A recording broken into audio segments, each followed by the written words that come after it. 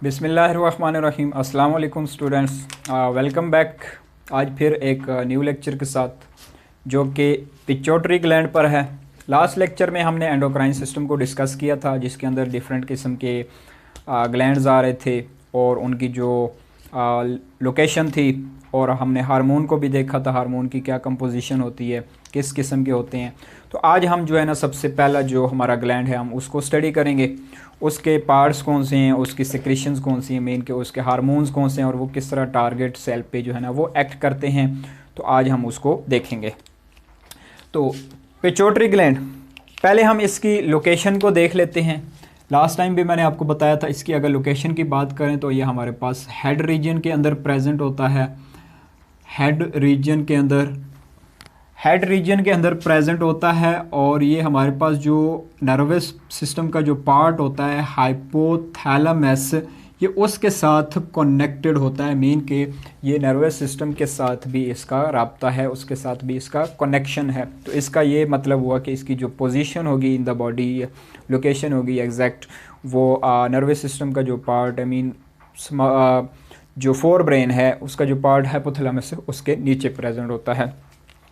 अगर इसके साइज़ की बात की जाए तो हमारे पास जो पिट्यूटरी ग्लैंड का साइज़ है वो पी जो मटर का दाना होता है उसके बराबर इसका साइज़ होता है।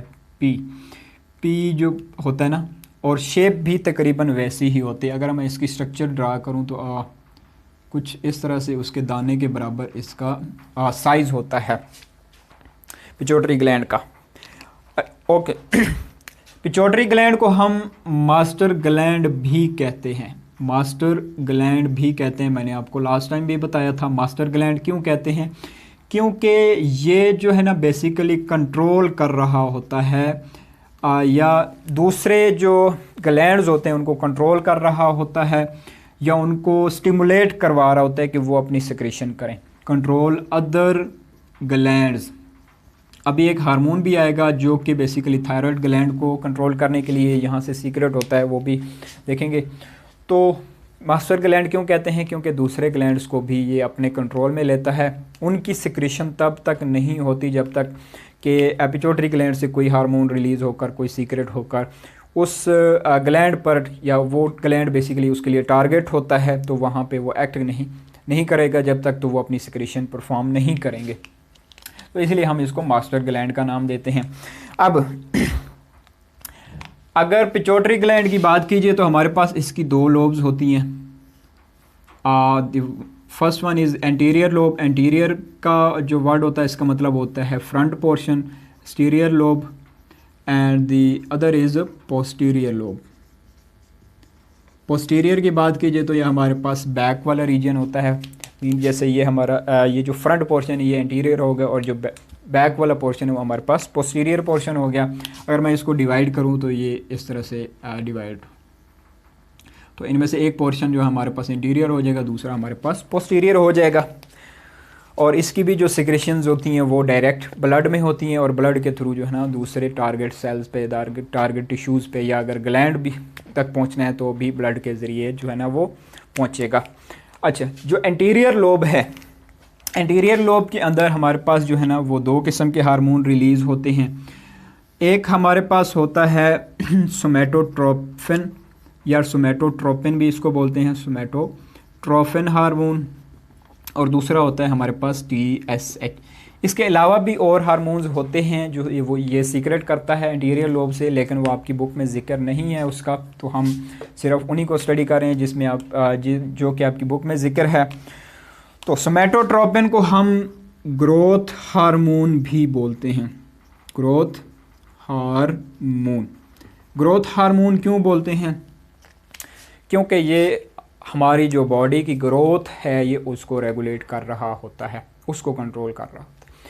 और केमिकल कोऑर्डिनेशन जो है ना बेसिकली नर्वस कोऑर्डिनेशन से इस तरह से भी डिफरेंट है कि जो नर्वस कोऑर्डिनेशन है उसका जो एक्शन परफॉर्म होता है वो बहुत क्विक होता है, बहुत लेस टाइम में होता है, लेकिन जो नर्वस कोऑर्डिनेशन का रिस्पॉन्स है वो बहुत स्लोली होता है, बहुत लाइफ टाइम तक उसका रिस्पॉन्स चलता रहता है, मीन कि ये एक्शन परफॉर्म होता रहता है।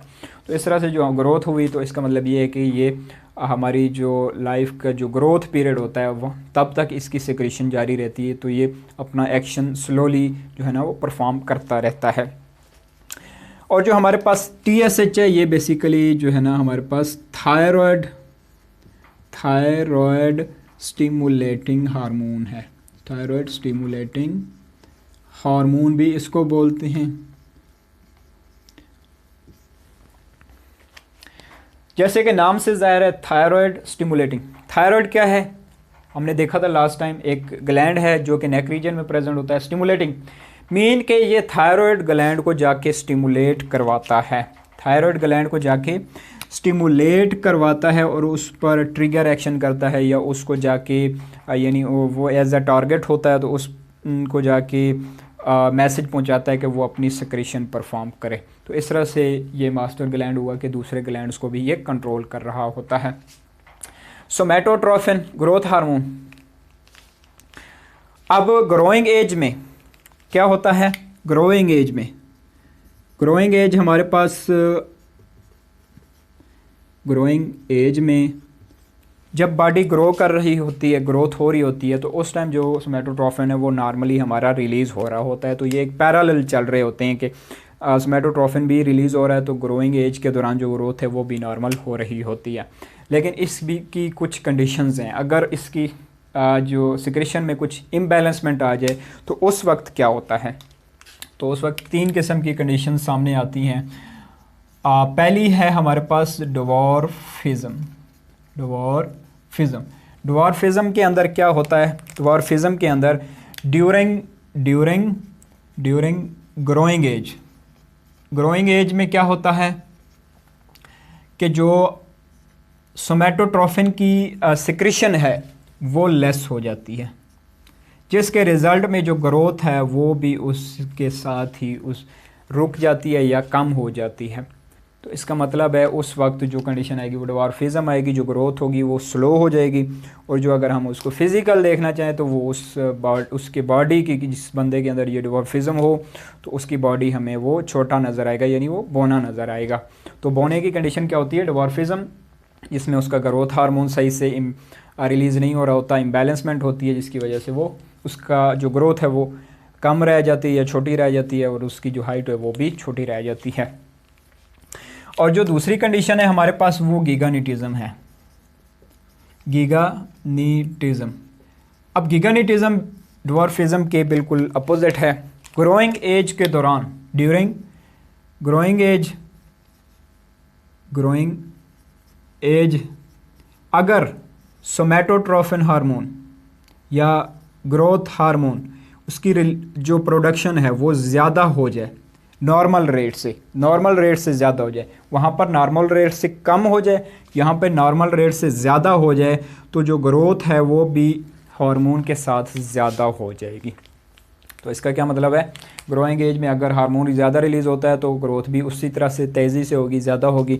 तो जो हमें कंडीशन मिलेगी वो गीगानिटिज्म होगी, जिसके अंदर बॉडी जो है ना वो बहुत इनलार्ज होगी, इसके अंदर उसकी हाइट भी यानी ज़्यादा होगी, टॉल होगा, और वो ओवरवेट होगा। दिखने में तो वो बहुत बड़ा लगेगा, जैसे बहुत बड़ा यानी उसकी एज ज़्यादा है, लेकिन असल में उसकी एज कम होती है, और by physical appearance, by growth जो है ना वो उसकी बहुत ज़्यादा यानी ग्रो कर चुका होता है।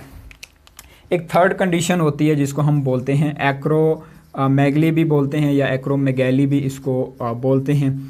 एक्रोमेगली में क्या होता है,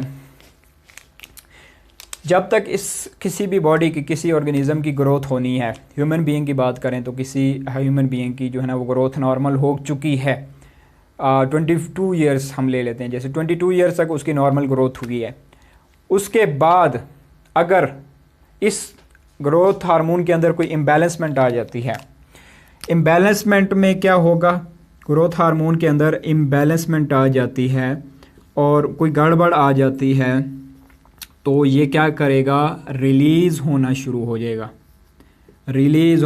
उस वक्त हालांकि ज़रूरत नहीं है बॉडी को इसके रिलीज़ होने की, क्योंकि ग्रोथ मुकम्मल हो चुकी है, लेकिन किसी वजह से अगर वो रिलीज़ होना शुरू हो जाता है तो कंडीशन हमारे पास एक्रोमेगली आती है, जिसके अंदर हमारे पास जो हैंड्स हैं या फीट हो गए, हमारे पास बॉडी के और भी पार्ट्स होते हैं, वो साइज़ में इनलार्ज हो जाते हैं, बड़े हो जाते हैं।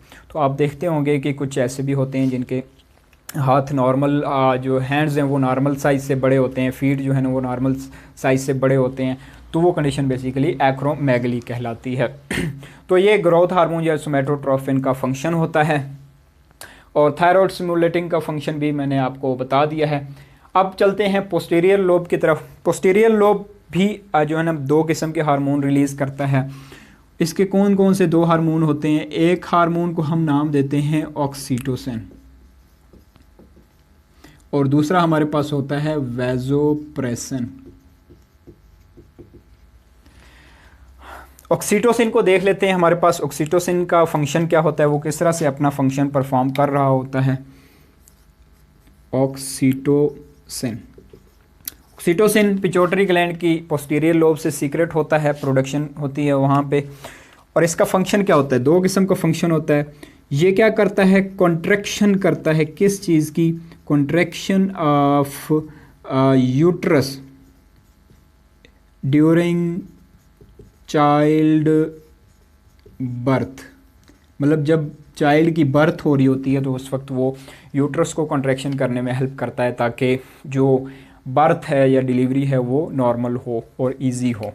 और दूसरा ये क्या करता है, जो मेमरी ग्लैंड्स होते हैं मदर के अंदर, ये उनको भी स्टिमुलेट करवाता है, मेमरी ग्लैंड्स को, ताकि वो मिल्क की प्रोडक्शन शुरू कर दें। क्या चीज़ शुरू कर दें? मेमरी ग्लैंड्स को स्टिमुलेट करवाता है। स्टिमुलेट करवा कर उनको एक मैसेज देता है कि वो जो मिल्क की प्रोडक्शन है वो उसको स्टार्ट कर दें। तो ये ऑक्सीटोसिन का फंक्शन है। इसके बाद हम चलते हैं पोस्टीरियर लोब का जो दूसरा हार्मोन है वैसोप्रेशन। उसका क्या काम है? वैसोप्रेशन का क्या काम है? वैसोप्रेशन बेसिकली हमारे पास वैसोप्रेसन भी इसको बोलते हैं या वैसोप्रेशन भी बोलते हैं। वैसोप्रेशन बेसिकली हमारे पास जो हेल्प कर रहा होता है रीअब्जॉर्प्शन में हेल्प कर रहा होता है of H2O in blood from kidneys से जो H2O की रीअब्जॉर्प्शन है उसको, उसके रेट को कंट्रोल कर रहा होता है। अब इसकी कंडीशंस हैं कुछ, जैसे हम देख लेते हैं। हमारे पास एक कंडीशन यहाँ पे डिस्कस कर लेते हैं। अगर बॉडी के अंदर H2O की जो है ना वो कमी है तो क्या होगा? पानी रीअब्जॉर्ब ज़्यादा होगा किडनी से, तो किडनी से वाटर जो है वो ज़्यादा रीअब्जॉर्ब होगा। उसकी रीअब्जॉर्प्शन के लिए कोई हार्मोन भी तो रेगुलेट करेगा। वो हार्मोन कौन सा है? वैसोप्रेशन। तो वैसोप्रेशन उस वक्त क्या करेगा? वैसोप्रेशन क्या करेगा? उस वक्त ज़्यादा रिलीज़ होगा, ताकि वो किडनी से वाटर की जो रीअब्जॉर्बमेंट है बॉडी के अंदर वो ज़्यादा करवा सके। एक तो ये कंडीशन है। दूसरी कंडीशन कौन सी है? दूसरी कंडीशन ये है कि अगर बॉडी के अंदर H2O ज़्यादा है, ज़्यादा अमाउंट में है, तो अब वो एक्स्ट्रा हो गया है बॉडी के अंदर, अब उसको बाहर रिलीज़ होना है, तो उस वक्त जो वैसोप्रेशन की जो प्रोडक्शन है वो कम हो जाएगी। उसके कम होने की वजह से ऑटोमेटिकली जो वाटर है वो बॉडी से यानी एक्सक्रीट आउट हो जाएगा। रीअब्जॉर्ब के से अपोजिट, यानी वो किडनीज के ज़रिए यूरिनेशन का प्रोसेस शुरू हो जाएगा उसके अंदर, तो वो बॉडी से बाहर एक्सक्रीट आउट होगा। तो ये हो गया। अब इससे रिलेटेड एक कंडीशन या एक डिजीज़ होती है जिसको हम बोलते हैं, उसके अंदर भी इस हार्मोन की कुछ इम्बैलेंसमेंट होती है। जैसे कि उस डिजीज़ का नाम क्या है? उस डिजीज़ का नाम है डायबिटीज़ इंसिपिडस। अब क्या होगा? अगर वैसोप्रेशन की जो प्रोडक्शन है, वैसोप्रेशन की प्रोडक्शन है, सिक्रीशन है, वो डेफिशिएंट हो गई है, वो उसकी सिक्रीशन नहीं हो रही, तो मतलब उसकी सिक्रीशन डेफिशिएंट हो जाएगी। उस वक्त वैसोप्रेशन प्रोड्यूस नहीं हो रहा होगा, बिल्कुल ही नहीं होगा। तो उस वक्त क्या होगा? ये कंडीशन, वाटर बॉडी से किडनीज़ की तरफ आएगा, किडनीज से ये यूरिनेशन होगी। तो उस वक्त यूरिनेशन जो है वो ज़्यादा होगी। यहाँ पर भी थी बट उस वक्त अभी तक वो उसकी जो रिलीज़ है या वो उसकी जो प्रोडक्शन है वो नॉर्मल थी, मतलब वो चल रहा था उसका प्रोसेस। यहाँ पे वो ख़त्म हो गया है उसका प्रोसेस, यानी उसको उसकी जो सिक्रेशन है वो ही ख़त्म हो गई है। तो उस वक्त जो यूरिनेशन ज़्यादा होगी, डाइल्यूट यूरिन प्रोड्यूस होगा, उस कंडीशन को हम नाम देते हैं डायबिटीज़ इंसिपिडस का। क्यों, ये तो नॉर्मल है समर में और विंटर में जो प्रोसेस चलता है यूरिनेशन का, क्योंकि समर के अंदर हमारे पास क्या होता है, स्वेटिंग ज़्यादा होती है। स्वेटिंग के जो रिज़ल्ट में जो यूरिनेशन का प्रोसेस है, यूरिन फॉर्मेशन है, वो कम होती है। और विंटर में इसके अपोजिट होता है, स्वेटिंग प्रोड्यूस होती नहीं है, स्वेटिंग यानी होती नहीं है, तो यूरिनेशन का प्रोसेस स्लो होता है। तो वहाँ पर जो वेज़ोप्रेशन होता है वो नॉर्मल काम कर रहा होता है, कभी उसको ज़रूरत होती है तो वो ज़्यादा अमाउंट में रिलीज़ होता है, कभी उसको ज़रूरत होती है तो वो कम अमाउंट में रिलीज़ होता है। लेकिन यहाँ पर जो है ना वो उसकी डेफिशिएंसी आ जाती है, वो रिलीज़ ही नहीं होता। तो उस वक्त तो फिर वो जो वाटर की रीअब्जॉर्बमेंट है वो नहीं होगी, तो वाटर यूरिनेशन ज़्यादा करेगा, यूरिन ज़्यादा फॉर्मेशन होगी तो वो बॉडी से एक्सक्रीट आउट हो जाएगा। तो आज हमने पिट्यूटरी ग्लैंड को देखा, उसके जो पार्ट्स हैं उसकी लोकेशन हो गई, और उसके जो हार्मोन्स हैं वो किस तरह से कंट्रोल कर रहे होते हैं, किस तरह से अपना एक्शन परफॉर्म कर रहे होते हैं। और तो उम्मीद है आपको क्लियर हो चुका होगा। तो बहुत ही सिंपल सा इंटरेस्टिंग का सा टॉपिक था। तो मिलते हैं आपसे इंशाल्लाह नेक्स्ट वीडियो में। आज के लिए इतना ही, अल्लाह हाफिज़।